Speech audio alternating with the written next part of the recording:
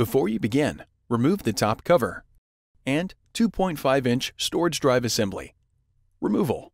Important: if a GPU fan is installed, remove the 16mm T15 Torx head screw that secures the GPU fan to the system board. Then swing the GPU fan up and rest it in the open position.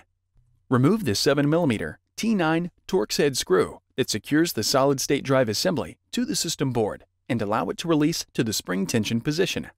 Grasp the solid-state drive assembly by the edges and pull gently to remove it from the slot on the system board.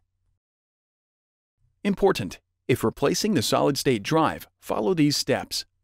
Loosen the captive P1 Phillips head screw that holds the two pieces of the solid-state drive heatsink closed. Separate the two pieces of the solid-state drive heatsink from each other. Make note of the orientation and placement of the solid-state drive in the heatsink for installation of the new solid-state drive. Remove the solid-state drive from the thermal pads on the heatsink. Install a new solid-state drive onto the thermal pads on the heatsink. Attach the two pieces of the solid-state drive heatsink together. Tighten the captive P1 Phillips head screw that holds the two pieces of the solid-state drive heatsink closed. Replacement. Align the notch in the solid-state drive with the key in the solid-state drive slot on the motherboard. At an angle, gently insert the solid-state drive into its slot on the motherboard.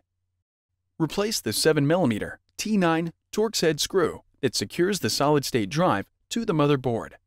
Important: if a GPU fan is installed, swing it down and rest it in position on the system board. Then, replace the 16mm T15 Torx head screw that secures the GPU fan to the system board.